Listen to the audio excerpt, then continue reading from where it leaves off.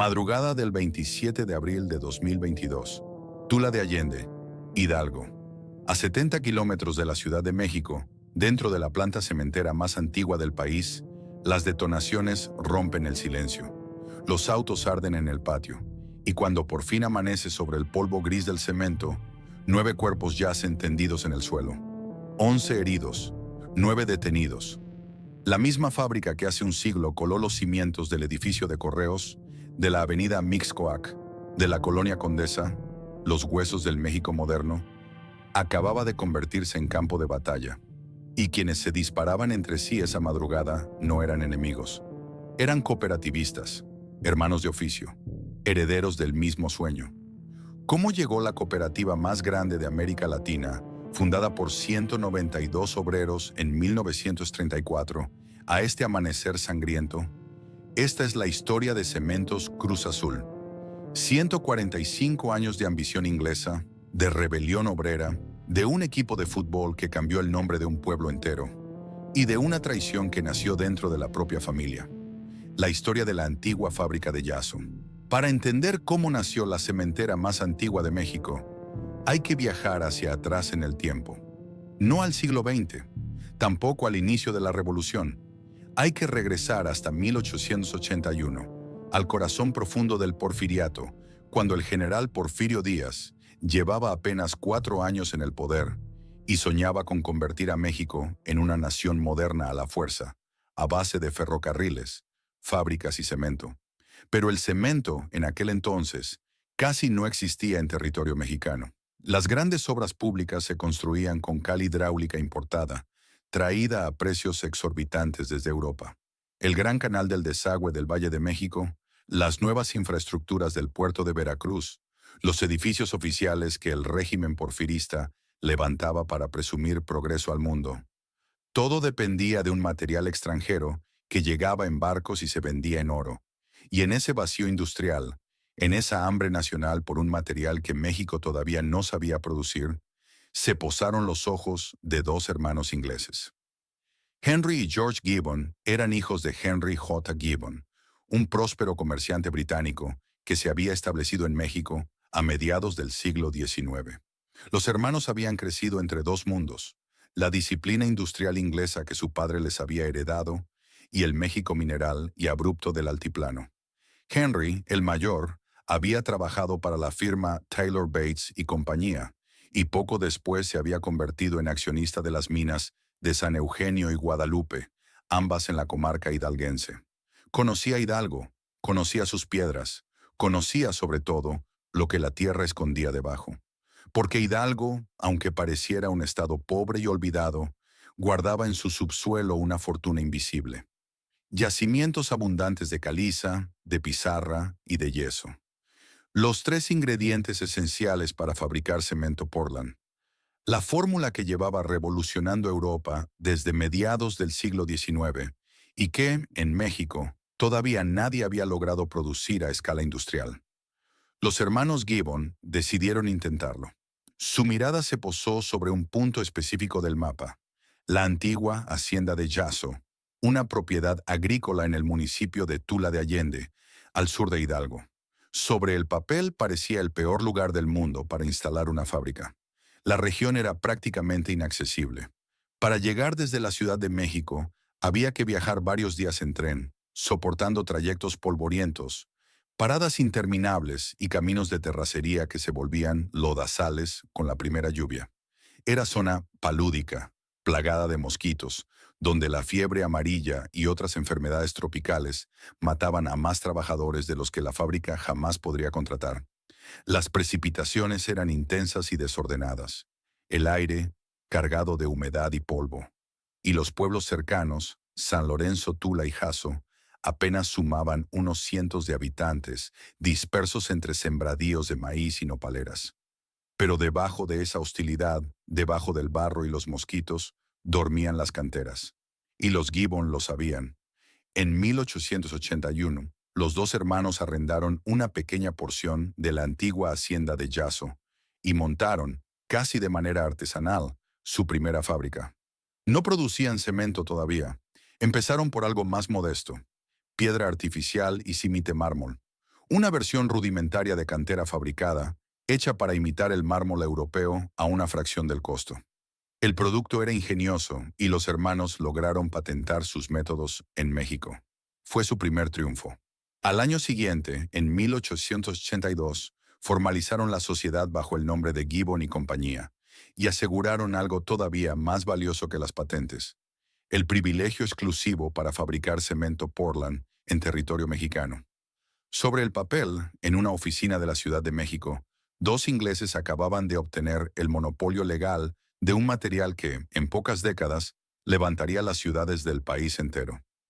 En 1883 se les unió un tercer socio, también de origen inglés, Joseph Watson, comerciante con buen olfato para los negocios, quien aportó capital fresco a una empresa que todavía operaba con maquinaria usada y equipos prestados.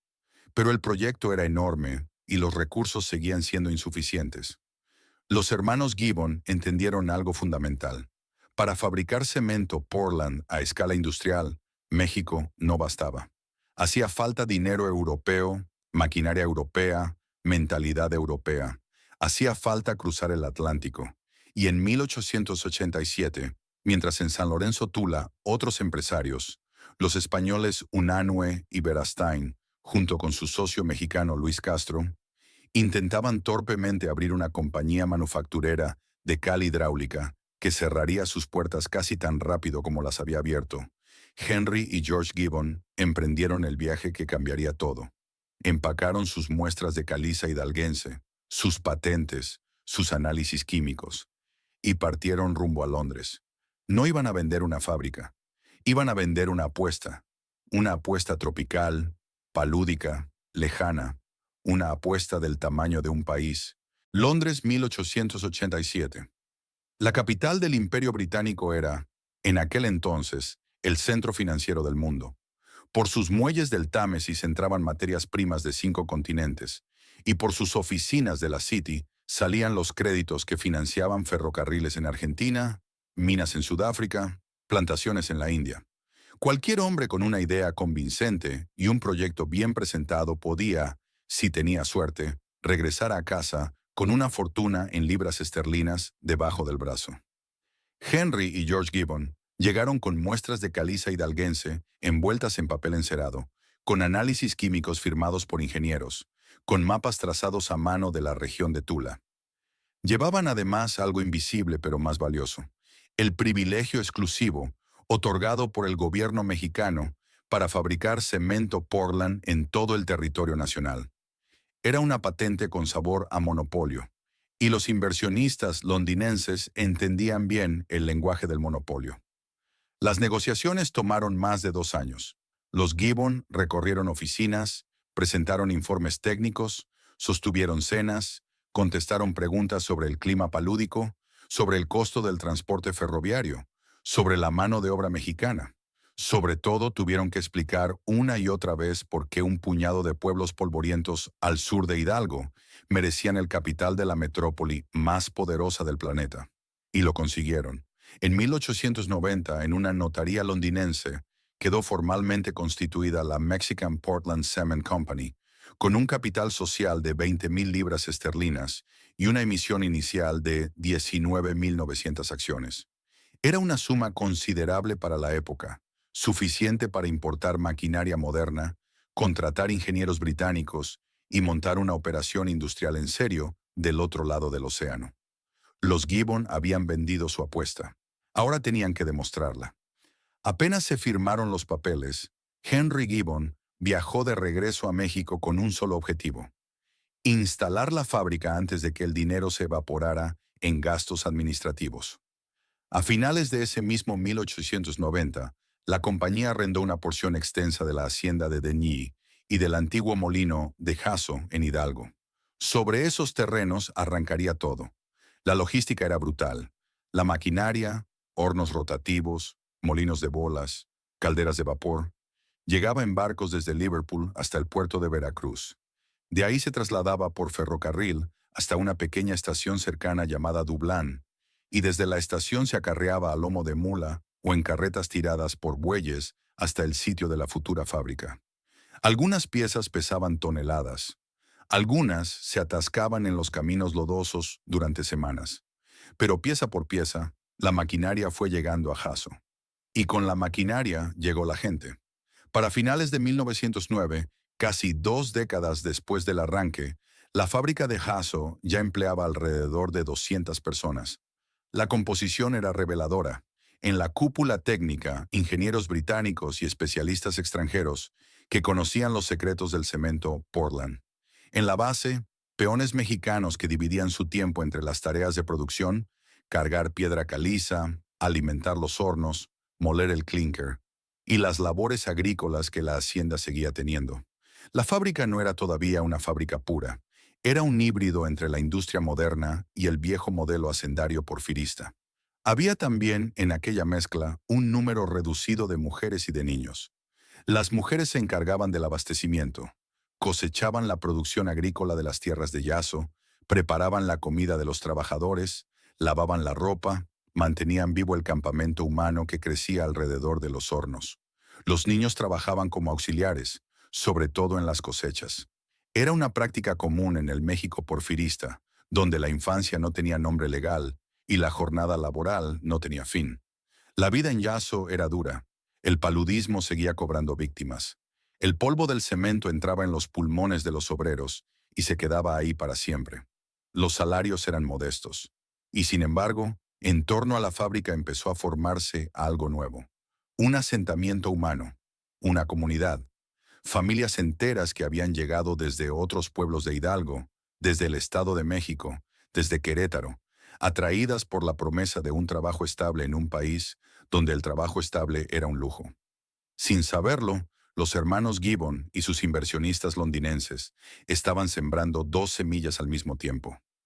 La primera, visible y orgullosa. Una fábrica de cemento moderna, capaz de producir el material que pavimentaría el México del siglo XX. La segunda, invisible y peligrosa. Una comunidad de trabajadores que, con el paso de los años, empezaría a sentir esa fábrica como propia. Esa segunda semilla tardaría 4 décadas en germinar, pero cuando lo hiciera, cambiaría para siempre la historia industrial del país. Por ahora, mientras los hornos rotativos rugían por primera vez en el horizonte de Jasso y el primer saco de cemento mexicano salía rumbo a la Ciudad de México, los Gibbon podían respirar tranquilos. Su apuesta había despegado. Para 1906, la fábrica de Jasso ya rugía a plena capacidad. Los hornos no se apagaban nunca. El humo gris ascendía día y noche sobre los cerros de Hidalgo, y el ferrocarril que conectaba la estación de Dublán con la Ciudad de México transportaba cada semana miles de sacos de cemento Portland rumbo a la capital. Después de 15 años de trabajo, de fracasos parciales, de pérdidas por enfermedades y por accidentes industriales, la apuesta inglesa había madurado, y México empezaba a notarlo, porque lo que estaba ocurriendo en aquellos años no era una simple expansión comercial, era algo más profundo. Era el momento exacto en que la capital mexicana decidió dejar atrás la piedra cortada, el adobe, el ladrillo cocido, y empezar a construirse a sí misma con un material nuevo, rápido, sólido, casi mágico, el cemento Portland. Y la fábrica que estaba detrás de esa transformación era, en una proporción abrumadora, la de Jasso. Entre 1906 y 1908 se vivió el periodo de mayor actividad de aquella primera etapa. La planta hidalguense se convirtió, prácticamente sin competencia seria, en el proveedor del cemento que estaba pavimentando la modernidad porfiriana. La lista de obras es asombrosa. Cuando Porfirio Díaz inauguró el Gran Canal del Desagüe del Valle de México, la obra hidráulica monumental que prometía drenar finalmente las aguas que habían azotado a la capital durante siglos, el cemento que selló los túneles y reforzó los muros provenía, en buena parte, de Jasso. Cuando se proyectó la avenida Mixcoac, una de las grandes arterias de la ciudad en expansión, el cemento llegó de Hidalgo.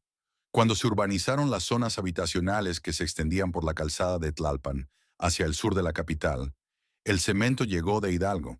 Cuando empezaron a levantarse los primeros edificios residenciales de lo que hoy conocemos como la Colonia Condesa, ese barrio que con el tiempo se convertiría en uno de los más emblemáticos de la Ciudad de México, El cemento llegó de Hidalgo, y cuando se construyó el rastro principal de la capital, las escuelas primarias y las escuelas especiales, que el régimen porfirista presumía como muestra de civilización, todo se hizo, otra vez, con el mismo material gris que salía de los hornos rotativos de Yaso.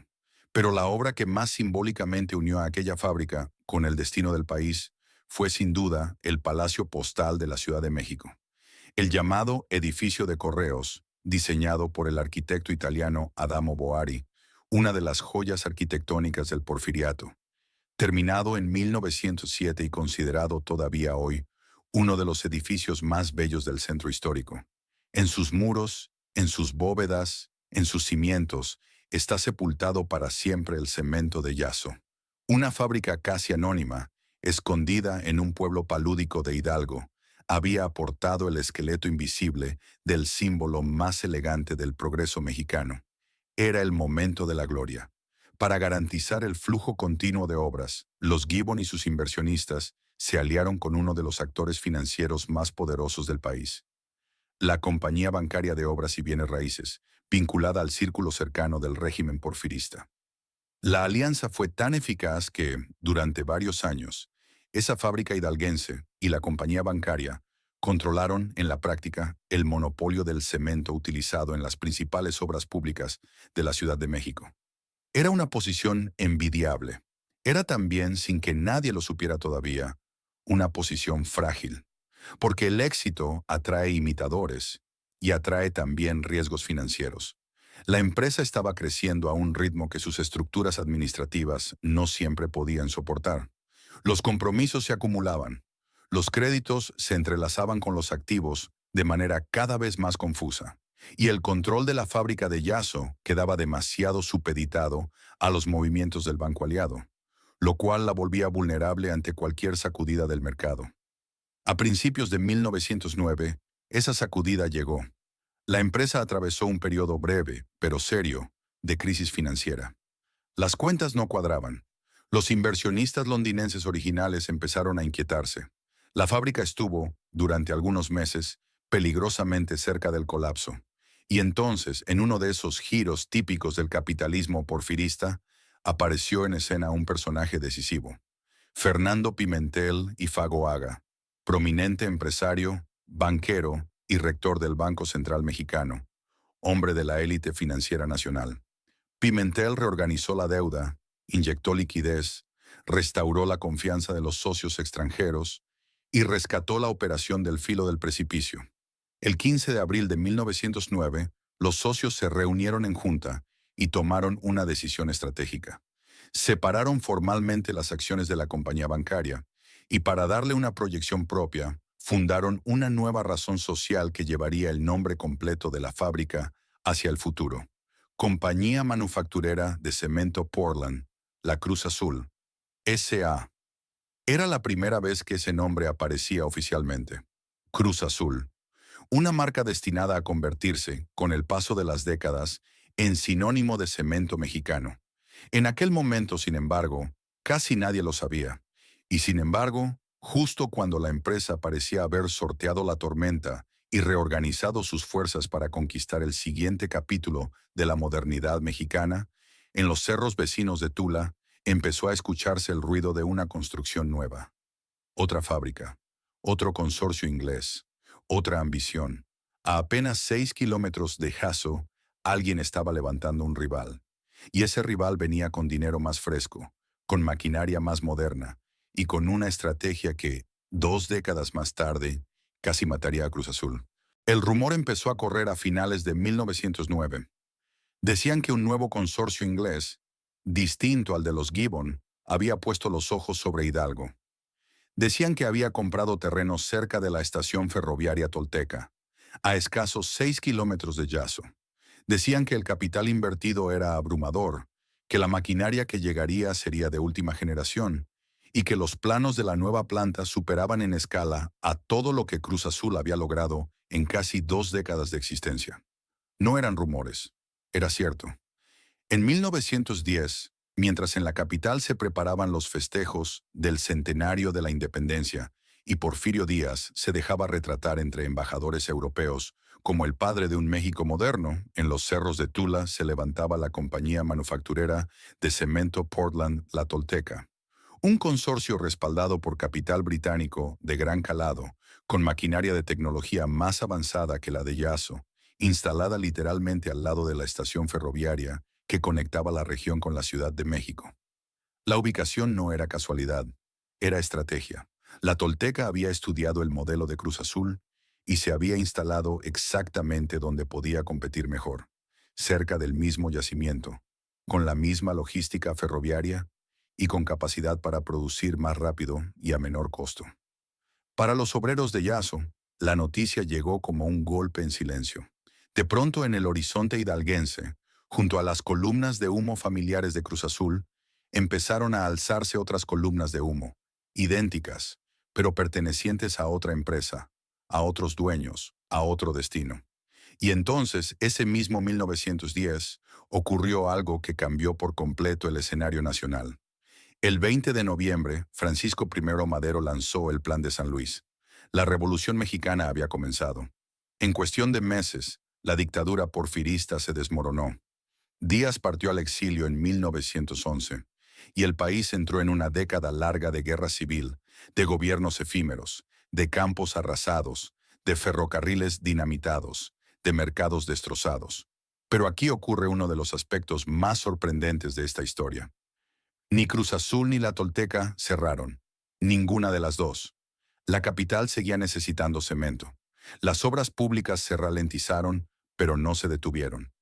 Los gobiernos revolucionarios, por distintos que fueran entre sí, compartieron una obsesión común con el régimen caído: la modernización material. Querían levantar puentes, presas, carreteras, escuelas, edificios oficiales. Y eso significaba cemento. Más cemento. Siempre más cemento. Así que, mientras Pancho Villa cabalgaba por Chihuahua y Emiliano Zapata mantenía encendida la lucha por la tierra en Morelos, en Hidalgo los hornos de Cruz Azul y de la Tolteca seguían rugiendo. Con menos personal en algunos años, con dificultades de transporte, con problemas de seguridad para mover los sacos por trenes saqueados, pero seguían operando. Y, contra toda lógica, las dos empresas aprendieron a coexistir. Durante prácticamente 2 décadas, de 1910 a 1929, ambas fábricas funcionaron en paralelo, repartiéndose el mercado del centro del país. Cruz Azul mantenía su nicho en obras tradicionales y en clientes fieles desde el Porfiriato. La Tolteca, con su maquinaria moderna, ganaba terreno en proyectos nuevos. Era una competencia tensa, pero estable. Cada una asumía que la otra existía. Cada una calculaba sus precios con un ojo puesto en el rival a 6 kilómetros de distancia. En esos años se sumó al panorama una tercera competidora: Cementos Hidalgo, fundada en 1906 en Gómez Palacio, Durango, y que después trasladó sus instalaciones a Nuevo León. Pero esa fábrica operaba en el norte del país, lejos del mercado central. Para los habitantes de Tula, la guerra real seguía siendo entre los dos gigantes ingleses de Hidalgo. Lo que ninguno de los dos consorcios pudo prever, sin embargo, fue lo que ocurrió en octubre de 1929. El jueves 24 de ese mes, en una calle estrecha del Bajo Manhattan, la bolsa de Nueva York se desplomó. El crack del 29 desencadenó la Gran Depresión, una crisis económica global que, en cuestión de meses, paralizó a las economías occidentales. Bancos cerrados, fábricas paradas, millones de desempleados. Y en México, un efecto colateral devastador. Las grandes obras de infraestructura que el gobierno había planeado para los años 30 empezaron a suspenderse una tras otra. La demanda de cemento se vino abajo. Para Cruz Azul fue una sentencia. La empresa tuvo que reducir su producción al 33% de la capacidad instalada. Es decir, 2/3 de los hornos se apagaron. 2/3 de los obreros vieron disminuir sus jornales o quedaron sin trabajo. La maquinaria, una vez orgullo industrial del Porfiriato, ahora se enfriaba por turnos forzosos. Y los inversionistas londinenses, asustados por la crisis y por la incertidumbre política mexicana postrevolucionaria, empezaron a hacer lo que los inversionistas siempre hacen en momentos de pánico: retirar su capital, poco a poco, casi en silencio. En ese momento, en todo México existían apenas 3 fábricas de cemento operando con cierta escala: Cruz Azul y La Tolteca en el centro del país, y Cementos Hidalgo en el norte. Las circunstancias parecían empujar inevitablemente a una conclusión brutal. 3 eran demasiadas. El mercado en crisis solo podía sostener a 2, y de las 2 del centro, solo una podía sobrevivir. La Tolteca, con su maquinaria moderna y su capital fresco, miraba a su rival debilitado al otro lado del cerro, y empezó a hacer cuentas. Si la Cruz Azul desaparecía, la Tolteca quedaría como monopolio absoluto del centro de México. Y no había mejor manera de hacer desaparecer a un rival que comprarlo. A principios de 1931, en oficinas discretas de la Ciudad de México, comenzaron las negociaciones. Por un lado, los representantes de la Tolteca, respaldados por el capital británico que les había permitido construir la planta más moderna de Hidalgo. Por el otro, los socios extranjeros de la compañía manufacturera de cemento Portland, la Cruz Azul S.A., ya cansados de la crisis, asustados por el desplome del mercado, ansiosos por recuperar lo que pudieran del capital invertido 4 décadas atrás. Eran reuniones cordiales, técnicas, llenas de cifras, pero detrás de cada cifra se escondía una intención que, durante semanas, nadie pronunció en voz alta. La Tolteca no quería comprar para crecer, quería comprar para apagar. El 1 de marzo de 1931 la operación quedó cerrada. En un solo documento firmado ante notario, la Cruz Azul de Yazo, la fábrica que había levantado los huesos del México porfiriano, cambió de manos por 1 millón de pesos mexicanos. Era una cifra modesta para una empresa de esa envergadura, pero los vendedores aceptaron sin demasiada resistencia. Querían salir, querían cerrar el capítulo mexicano y volver a Londres con algo en los bolsillos antes de que la situación empeorara aún más. Sin embargo, los términos contractuales escondían una particularidad inquietante. La Tolteca se empeñaba en recibir la fábrica con una condición muy específica. Tenía que ser entregada saneada y parada, es decir, libre de compromisos pendientes, sin deudas laborales activas y, sobre todo, sin operaciones en marcha. La planta debía recibirse apagada, fría, en silencio. Para los vendedores, la cláusula parecía un simple tecnicismo contable. Para cualquier observador atento de la industria, era la confesión escrita de un plan deliberado. La Tolteca no estaba adquiriendo una fábrica para integrarla a su producción. Estaba adquiriendo un competidor para eliminarlo. Compraba el horno para que el horno nunca volviera a encenderse. Y los únicos que parecieron no entender lo que estaba ocurriendo, los únicos que firmaron sin sospechar el destino que se preparaba para Jasso, fueron los propios accionistas que estaban vendiendo. Apenas unos días después de la firma, los nuevos dueños tomaron posesión formal de las instalaciones.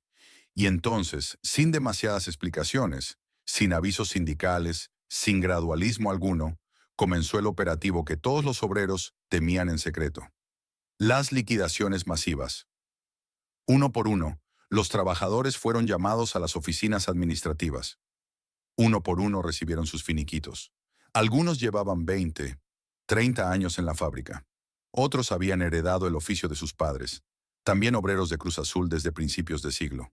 Para muchos, Yasso no era solo un empleo, era la única vida que conocían. Sus casas estaban alrededor de la planta.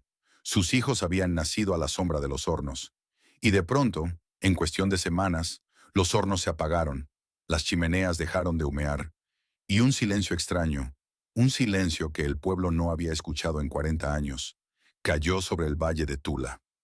La Tolteca había cumplido la primera parte de su estrategia. La fábrica estaba apagada. Los obreros estaban en la calle. El mercado del cemento del centro de México quedaba, en apariencia, a su entera disposición. Pero los nuevos dueños habían cometido un error de cálculo monumental. Habían comprado los hornos, habían comprado el terreno, habían comprado las máquinas, pero no habían comprado a los hombres. Lo primero que sorprendió a los directivos de la Tolteca fue que los obreros liquidados no se marcharon.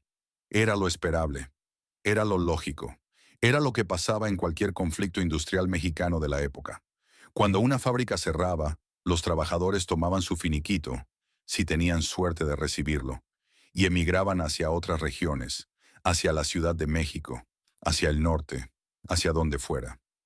La rotación humana era parte del paisaje del capitalismo porfiriano y posrevolucionario. Pero los obreros de Yaso se quedaron. Permanecieron en sus casas, alrededor de la planta apagada. Empezaron a reunirse en pequeñas asambleas, primero a media voz, luego con creciente organización. Formaron comités, redactaron escritos, mandaron telegramas a la capital, buscaron el apoyo de las agrupaciones sindicales que ya operaban en el México post-revolucionario, un país donde el sindicalismo estaba viviendo, en aquellos años, su mayor expansión histórica bajo el amparo de la Constitución de 1917 y del artículo 123. Los trabajadores de Cruz Azul argumentaban algo simple, pero jurídicamente poderoso. La fábrica representaba la única fuente de trabajo de un pueblo entero. Su cierre no era un asunto privado entre dos empresas. Era una catástrofe social que afectaba a familias, a comunidades, a regiones. Y para una industria estratégica como la del cemento, la decisión de un capital privado no podía estar por encima del interés público. La denuncia llegó hasta los oídos del gobierno federal, y específicamente hasta los oídos del hombre que, en aquel entonces, era considerado el verdadero poder detrás del trono presidencial, el general Plutarco Elías Calles. Calles, exconstitucionalista, ex jefe máximo de la revolución, formaba parte del círculo político que había construido el llamado Maximato. Ese periodo entre 1928 y 1934, en el que tres presidentes formales gobernaron mientras él, desde las sombras, tomaba las decisiones de fondo. Calles entendió de inmediato que el conflicto de Yaso no era solo laboral, era político. Si el gobierno federal permitía que un capital extranjero comprara una fábrica mexicana solo para cerrarla y dejar a cientos de obreros en la calle, se vería traicionando los principios fundamentales que la propia revolución decía defender. La intervención federal comenzó a moverse. Discreta al principio, cartas, oficios, reuniones reservadas en el Palacio Nacional, pero firme. Al mismo tiempo, los obreros encontraron un aliado todavía más cercano y más decisivo, el gobierno del estado de Hidalgo. El gobernador en turno, Bartolomé Vargas Lugo, era un hombre formado en la corriente nacionalista de la revolución y entendía que el caso de Cruz Azul podía convertirse en bandera política. Vargas Lugo empezó a estudiar la legislación disponible y encontró una herramienta jurídica que, en aquellos años, todavía era novedosa, casi experimental: la ley de expropiación por causa de utilidad pública. La ley permitía al Estado mexicano, federal o estatal, expropiar bienes privados cuando estos representaran un interés social legítimo, siempre que mediara indemnización al propietario. Hasta entonces, casi nadie en México se había atrevido a aplicarla contra capitales extranjeros. Hacerlo significaba enfrentarse, potencialmente, a la diplomacia británica. Pero los obreros de Yaso no pensaban en diplomacia, pensaban en sus hornos apagados. Y mientras la Tolteca se preparaba para celebrar el monopolio cementero del centro de México, en oficinas de Pachuca y de la Ciudad de México empezaba a redactarse un decreto que iba a cambiar la historia industrial del país. Faltaban 8 meses para el 2 de noviembre. Marzo, abril, mayo de 1931. En el valle de Tula, los hornos de Cruz Azul seguían fríos, las chimeneas oxidándose en silencio, el polvo del cemento asentándose por primera vez en 4 décadas sobre las máquinas inmóviles. Visto desde la carretera, el complejo industrial de Yaso parecía un cementerio metálico. Pero por dentro, en las casas de los obreros que rodeaban la planta, latía algo que la Tolteca no había sabido medir: una resistencia organizada, paciente, con paciencia revolucionaria. Cada semana los líderes obreros viajaban a Pachuca a sostener reuniones con los enviados del gobernador Bartolomé Vargas Lugo. Cada 15 días, alguno de ellos tomaba el tren a la Ciudad de México para entregar memoriales en la Secretaría de Industria y Comercio, en la Secretaría de Gobernación, en oficinas anexas al Palacio Nacional. Los telegramas se acumulaban, los abogados consultados por los trabajadores, algunos sindicalistas, otros simpatizantes de la causa, redactaban argumentos jurídicos cada vez más sólidos. El expediente crecía, y en el centro de todo aquel movimiento empezó a perfilarse una figura clave, el general Plutarco Elías Calles. Aunque oficialmente no ocupaba la presidencia, en 1931 el presidente formal era Pascual Ortiz Rubio. Calles operaba desde la sombra como el árbitro último de las decisiones del país. Su residencia en Cuernavaca, su despacho en la Ciudad de México y sus llamadas telefónicas eran las verdaderas instituciones políticas del Maximato. Calles entendió pronto que el conflicto de Cruz Azul podía resolverse de dos maneras. La primera, dejar que la Tolteca consolidara su monopolio y que cientos de obreros quedaran abandonados a su suerte. Políticamente era inviable. Una crisis social en Hidalgo, a pocas horas de la capital, contradecía todo lo que la revolución decía representar. La segunda, intervenir con decisión y devolver la fábrica a sus trabajadores. Políticamente era audaz, riesgoso, pero coherente con la narrativa nacionalista del régimen. Calles eligió la segunda opción, pero impuso una condición innegociable. La operación no podía hacerse de cualquier manera. Tenía que ser jurídicamente impecable para evitar reclamos diplomáticos. Y tenía que respetar el principio de indemnización al comprador, para que el gobierno mexicano no quedara como expropiador arbitrario ante el mundo. La fórmula que se diseñó fue ingeniosa. El gobierno del estado de Hidalgo aparecería formalmente como comprador, y el gobierno federal fungiría como aval. Los recursos provendrían, en buena parte, de los derechos de antigüedad acumulados por los propios obreros de Cruz Azul, fondos laborales que, por ley, les pertenecían y que serían capitalizados como anticipo de la operación. El resto se cubriría en pagos anuales, con un interés moderado, durante un plazo que se extendería casi 2 décadas. Sobre el papel, era una compraventa entre la empresa La Tolteca como vendedora y el estado de Hidalgo como comprador. En la realidad, era algo radicalmente distinto. Era la primera vez en la historia industrial de México que una fábrica privada cambiaba de manos para ser entregada directamente a sus propios trabajadores. Mientras los abogados afinaban los detalles, los obreros de Yaso ya empezaban a organizarse internamente. Sabían que si la operación se concretaba, ellos tendrían que asumir la dirección de la fábrica. Y dirigir una planta cementera no era cualquier cosa. Hacían falta administradores, contadores, ingenieros, jefes de turno, responsables de mantenimiento. Hacía falta una estructura completamente nueva. Empezaron a improvisar. Algunos obreros con más experiencia técnica fueron designados como interventores en preparación. Otros, con vocación administrativa, comenzaron a estudiar libros de contabilidad y reglamentos cooperativos. Las mujeres del pueblo, que durante décadas se habían encargado del abastecimiento y de la economía doméstica del campamento, organizaron comités de apoyo logístico.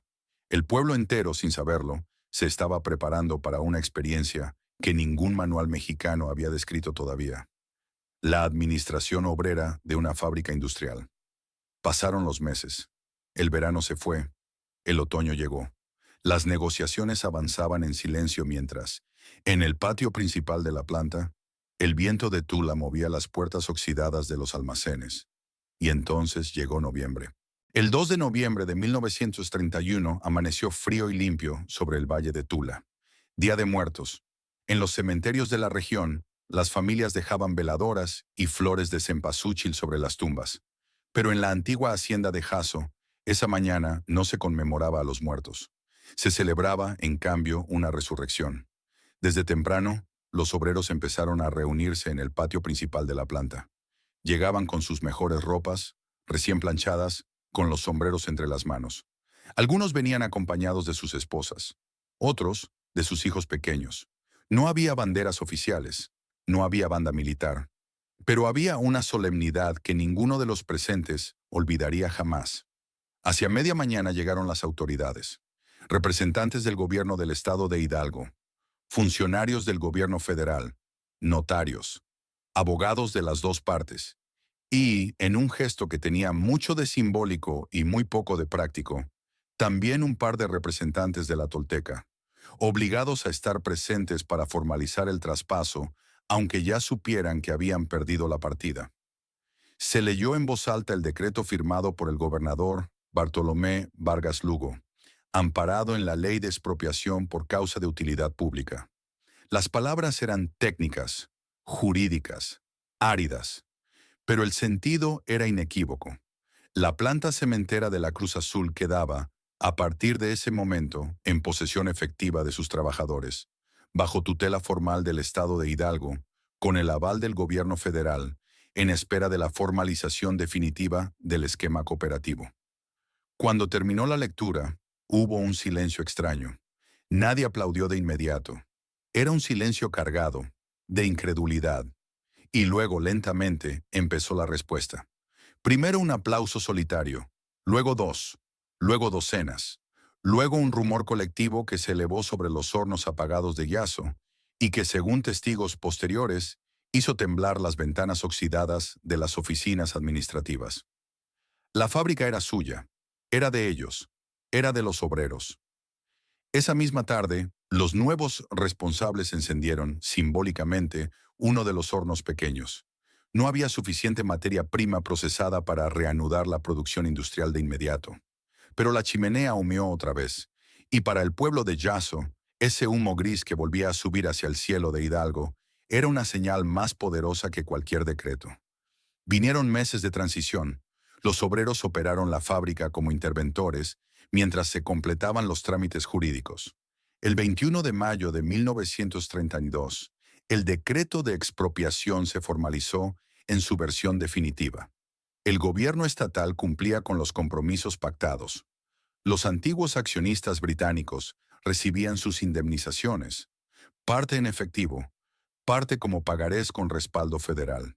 Pero el verdadero acto fundacional no llegaría sino hasta 2 años más tarde.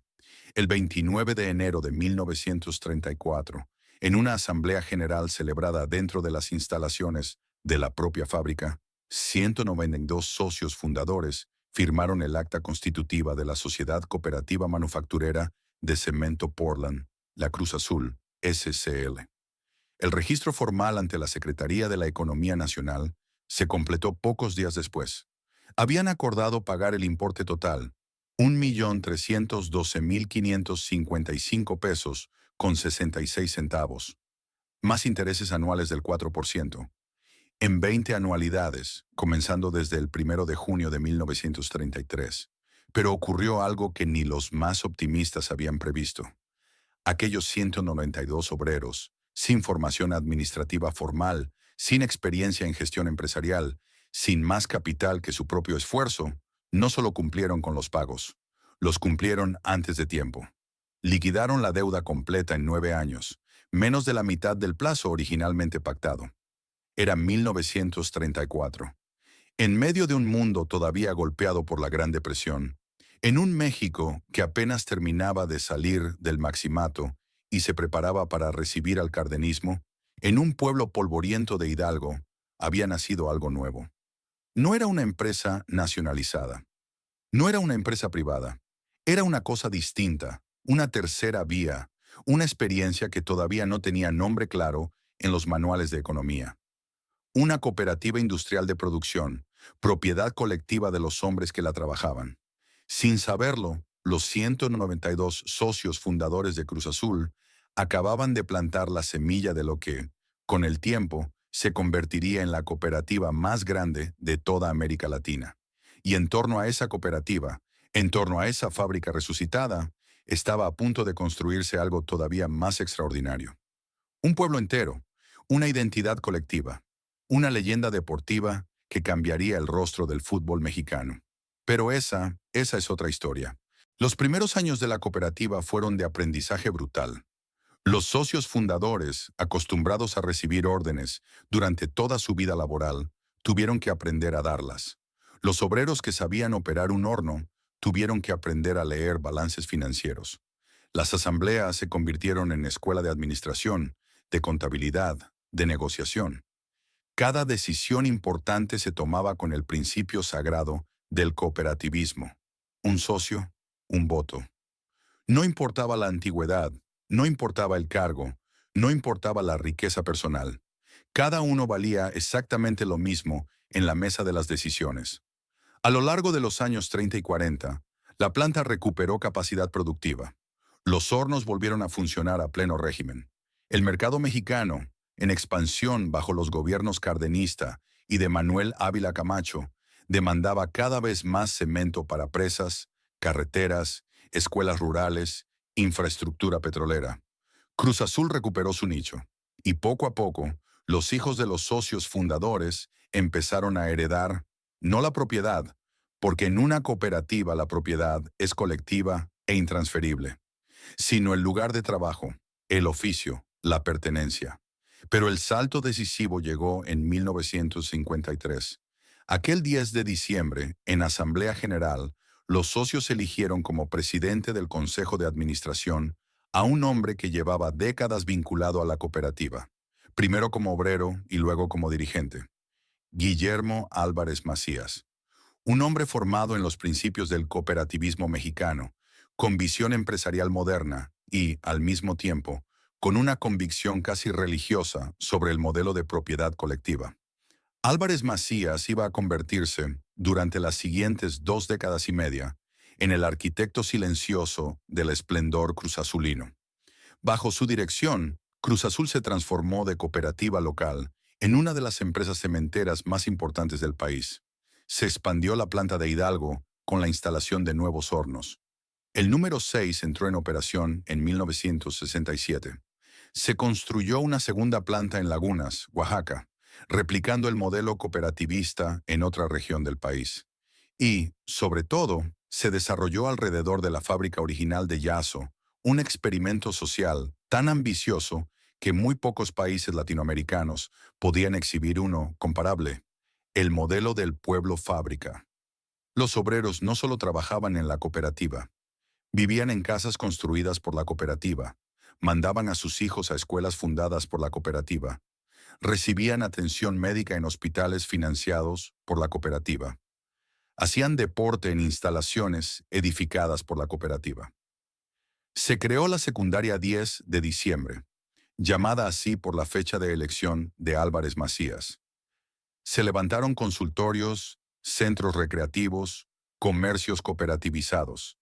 La cooperativa se convirtió, sin proponérselo del todo, en un estado dentro del estado. Y en medio de aquel pueblo en formación, una historia paralela había estado germinando desde mucho antes. El 22 de mayo de 1927, cuando la fábrica todavía era propiedad inglesa y faltaban 4 años para la expropiación, un joven dentista guanajuatense de apenas 27 años, llamado Carlos Garcés, llegó a Jasso para atender la salud bucal de los trabajadores. Garcés era un enamorado del fútbol, deporte que en aquel entonces seguía siendo minoritario en Hidalgo, donde el rey absoluto era el béisbol. Pero el dentista no se rindió. Visita tras visita, paciente tras paciente, fue convenciendo a los obreros de que cambiaran el guante por el balón, y un día reunió a 11 hombres dispuestos a defender unos colores. Aquel primer equipo, Salvador Rojo, Isidro Díaz, Jacinto Vargas, José Díaz, Luis Oviedo, Rafael Cuevas, Nicanor Oviedo, Carlos Romero, Alfonso Pérez, Carlos Garcés y Cirilo Cuevas, jugó su primer partido amateur contra el equipo del municipio de Jilotepec.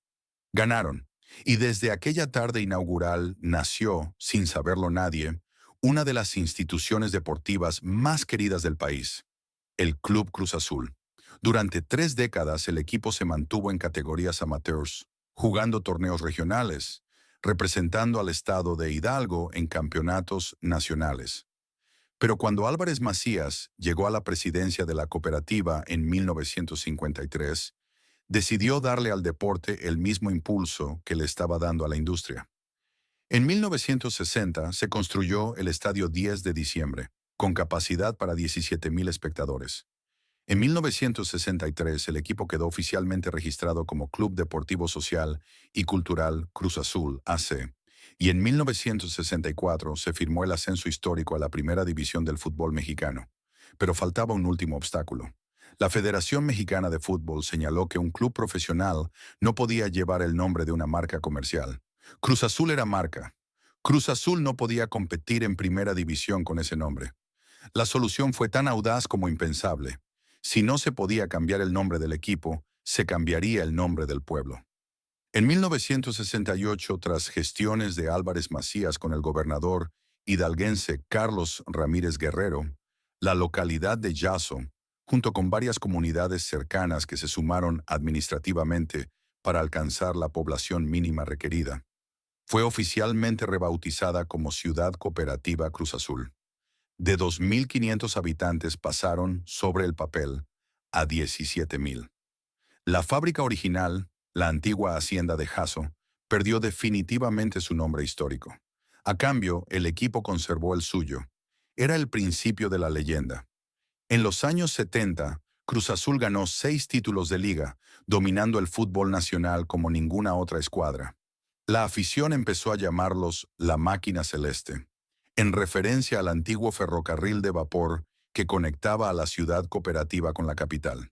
En 1971, el equipo se trasladó al Estadio Azteca para iniciar su década más gloriosa. Y mientras los goles caían y los trofeos se multiplicaban, en la oficina central de la cooperativa, don Guillermo Álvarez Macías firmaba contratos, presidía asambleas, supervisaba expansiones. Era el hombre que había convertido a Cruz Azul en lo que ninguna otra cooperativa mexicana había logrado ser. Una empresa industrial de clase mundial, propiedad de sus trabajadores, con un equipo de fútbol campeón, con un pueblo propio, con escuelas, hospitales y viviendas para sus socios. Pero todo imperio personal, por noble que sea, termina cuando termina la vida del hombre que lo construye. El 18 de diciembre de 1976, después de casi un cuarto de siglo, al frente de la cooperativa, Guillermo Álvarez Macías murió. Con él se cerró la edad de oro pura de Cruz Azul. Lo que vendría después sería distinto. Más rico, quizás, más extenso, más poderoso en términos económicos, pero también en una dimensión que nadie quería ver entonces, más vulnerable. Porque cuando muere el patriarca de una familia, los herederos no siempre saben qué hacer con la herencia. Diciembre de 1976. Cuando el cortejo fúnebre de don Guillermo Álvarez Macías recorrió las calles de Ciudad Cooperativa Cruz Azul, miles de obreros se asomaron a las banquetas para despedir, en silencio, al hombre que había transformado un pueblo polvoriento de Hidalgo en una potencia industrial. No era simplemente la muerte de un dirigente, era el cierre de una etapa fundacional. Y, como suele ocurrir con los patriarcas, su ausencia dejó un vacío que ningún sucesor inmediato pudo llenar del todo. En los años siguientes, la cooperativa quedó en manos de una nueva generación de dirigentes, formados bajo la sombra de Macías. Joel Luis Becerril Benítez asumió la dirección en 1978 e impulsó lo que dentro de la cooperativa se recordaría como los 12 años de apogeo: modernización tecnológica, expansión productiva, refuerzo del modelo cooperativista. Cruz Azul crecía. Las plantas de Hidalgo y Lagunas funcionaban a plena capacidad. El equipo de fútbol seguía levantando trofeos. El pueblo fábrica seguía floreciendo. Pero algo, casi imperceptible, había empezado a cambiar. El crecimiento industrial trajo consigo estructuras administrativas más complejas.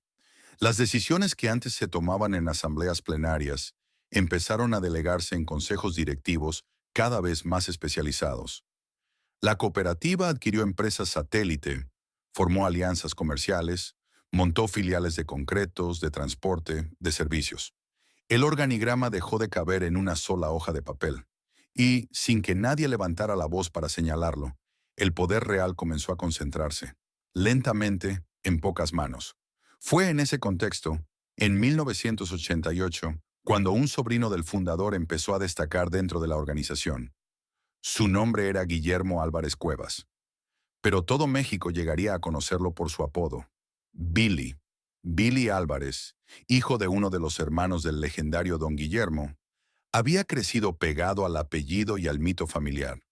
Heredero directo de la sangre que había construido el Imperio Cementero, asumió en aquel año la presidencia del Club Cruz Azul ante la Federación Mexicana de Fútbol.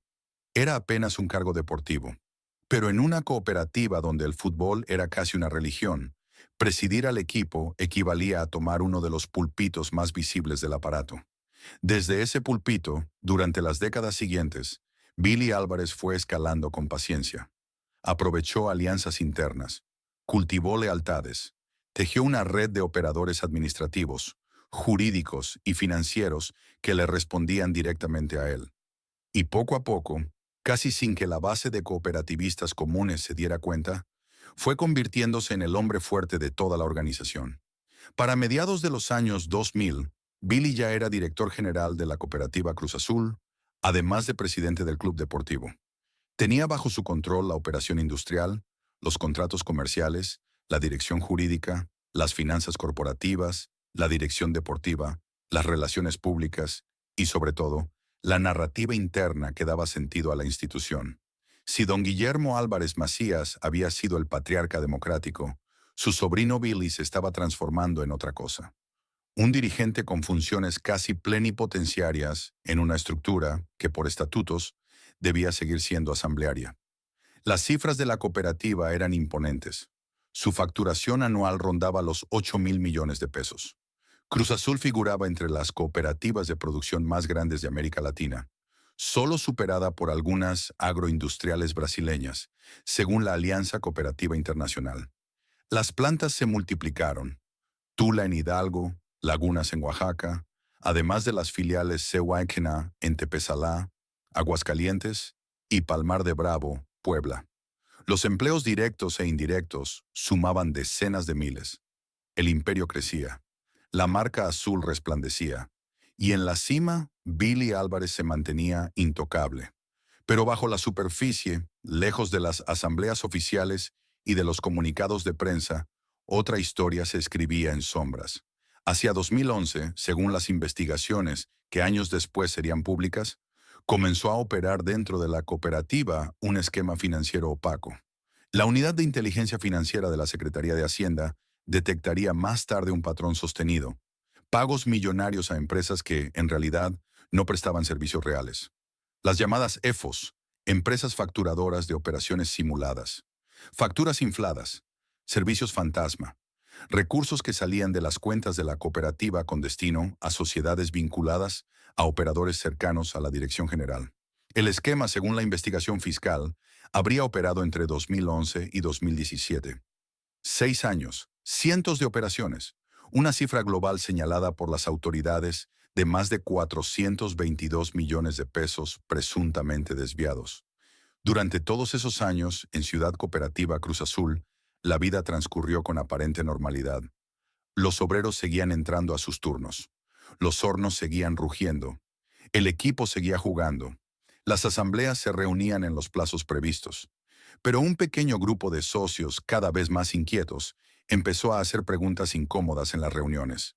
Las preguntas fueron rechazadas una y otra vez por la mayoría leal a Billy. Algunos cooperativistas críticos fueron señalados, ignorados, marginados.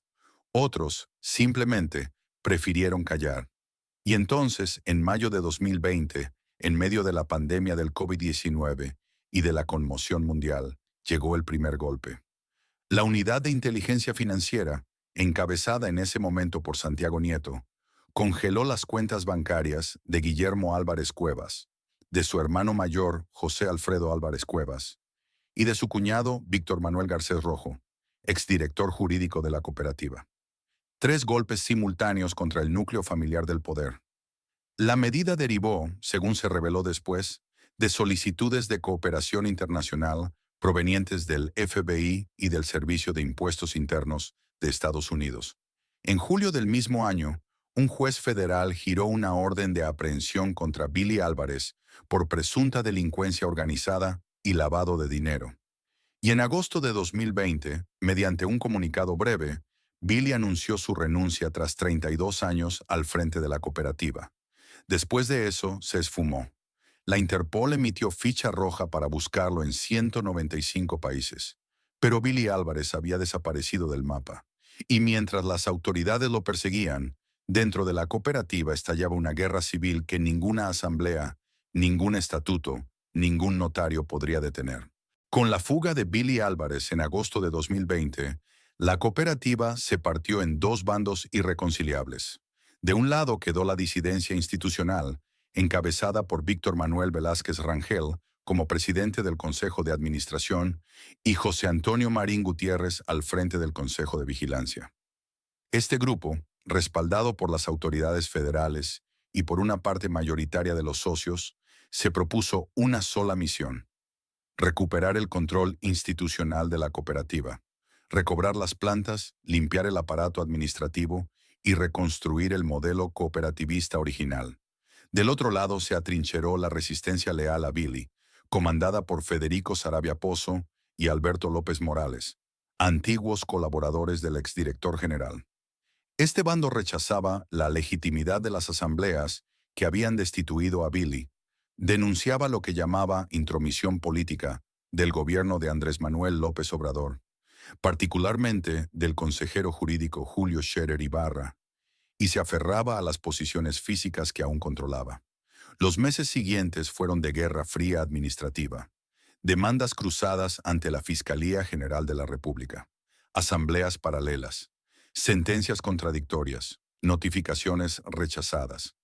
Cada bando se proclamaba el legítimo heredero de los 192 socios fundadores de 1934, y cada bando acusaba al otro de traicionar el legado. A lo largo de 2020 y 2021, el grupo de Velázquez fue ganando terreno. Recuperó las oficinas corporativas de la Ciudad de México en agosto de 2020. Tomó control de la planta de Palmar de Bravo, Puebla. Recuperó la planta de Tepesalá, Aguascalientes. En 2021 logró retomar incluso la planta de Lagunas, Oaxaca, segundo gran complejo industrial de la cooperativa. Las sentencias judiciales se acumulaban a su favor. En abril de 2021, una asamblea extraordinaria ratificó a Velázquez y a Marín como dirigentes legítimos. Pero quedaba una pieza, la pieza más importante. La pieza que era, literal y simbólicamente, el corazón de la cooperativa. La planta de Tula, Hidalgo, la antigua fábrica de Jaso, la planta original, y esa pieza la controlaba el grupo de Saravia. En diciembre de 2021, un actuario del Poder Judicial del Estado de Hidalgo se presentó en las instalaciones de Tula con una orden formal: entregar la posesión física del complejo al Consejo de Administración encabezado por Velázquez. La diligencia se ejecutó, el acta se firmó, pero apenas se retiraron las autoridades, el grupo de Saravia retomó por la fuerza las instalaciones, expulsó al personal recién instalado y volvió a clausurar los accesos. La cooperativa, que había nacido en una asamblea pacífica en 1934, había llegado, casi 90 años después, a un punto en el que los conflictos internos se resolvían no con votos, sino con tomas físicas y bloqueos. Durante los primeros meses de 2022, el grupo de Velázquez agotó las vías institucionales. Reuniones con autoridades federales, solicitudes de apoyo a la Guardia Nacional, amparos, notificaciones judiciales. Nada lograba mover de su atrincheramiento al grupo de Saravia, que mantenía la planta tomada con un cerco de operadores propios, custodios y trabajadores leales. Y entonces, los partidarios de Velázquez tomaron una decisión peligrosa. Si las autoridades no podían recuperar la planta, ellos la recuperarían por su cuenta. El 31 de marzo de 2022, una resolución del Tribunal Superior de Justicia de la Ciudad de México declaró inválida en forma definitiva la asamblea paralela que respaldaba a Saravia. Aquella sentencia, en teoría, fortalecía la posición del grupo institucional. En la práctica, encendió la mecha. Durante las semanas siguientes, ambos bandos comenzaron a movilizar recursos humanos. Cooperativistas afines a Velázquez se concentraron en localidades cercanas a Tula. Saravia reforzó la guardia interna de la planta. Las versiones que circulaban por la región hablaban de hombres armados, de camionetas blindadas, de planes operativos. Las autoridades estatales recibían advertencias. La Procuraduría General de Justicia del Estado de Hidalgo, en aquel entonces bajo el gobierno de Omar Fayad, estaba al tanto del riesgo creciente. El 26 de abril de 2022 fue un martes común para los habitantes de Ciudad Cooperativa Cruz Azul. Los niños fueron a la escuela.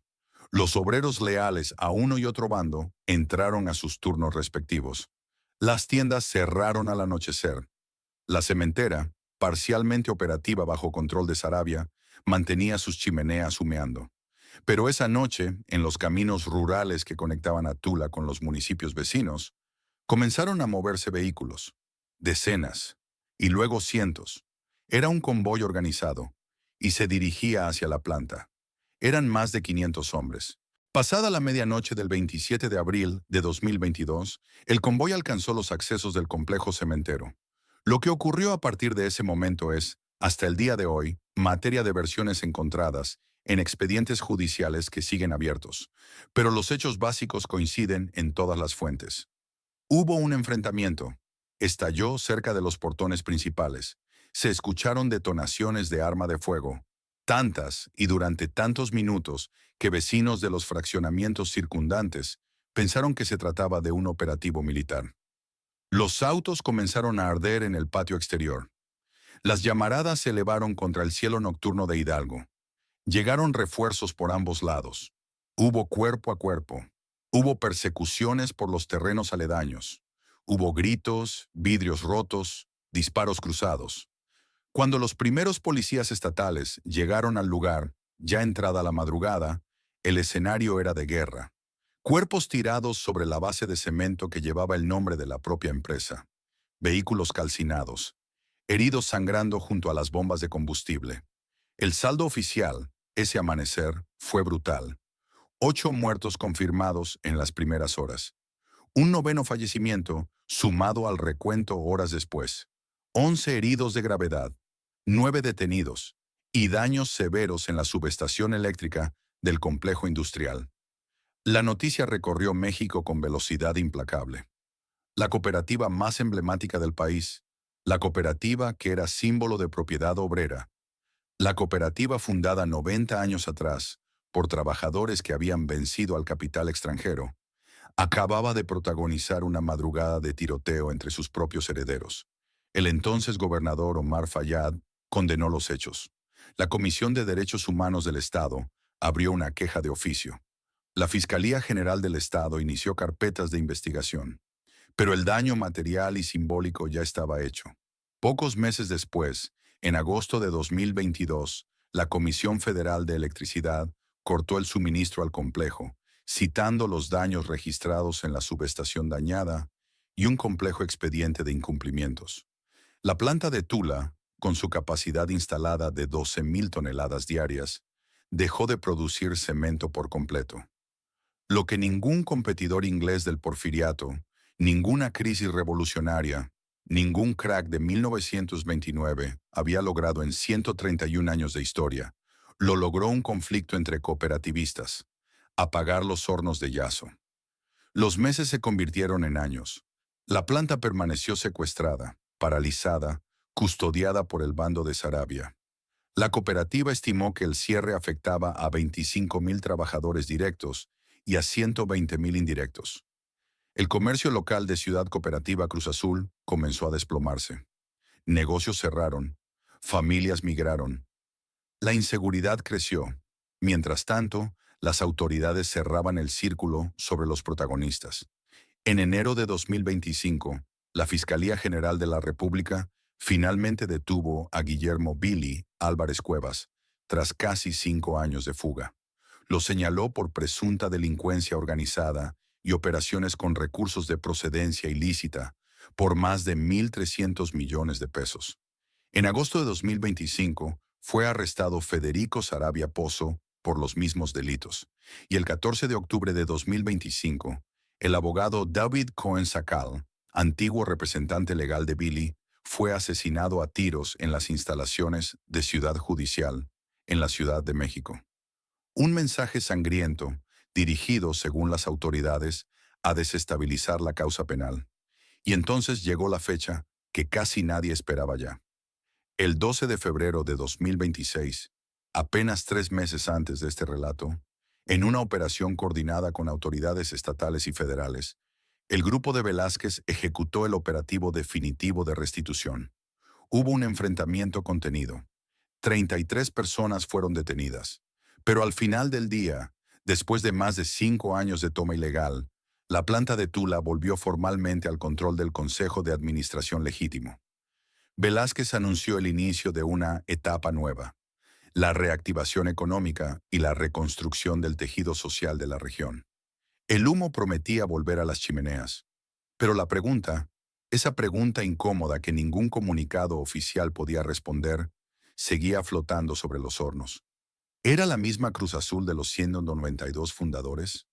¿Quedaba algo de aquel sueño obrero de 1934 o solo cenizas administradas? 145 años después de que los hermanos Gibbon arrendaran las tierras palúdicas de la antigua Hacienda de Gaso, la fábrica original sigue ahí, custodiada por las refinerías de Tula, vecina de la central termoeléctrica Francisco Pérez Ríos, rodeada de avenidas que ya no llevan los nombres del porfiriato.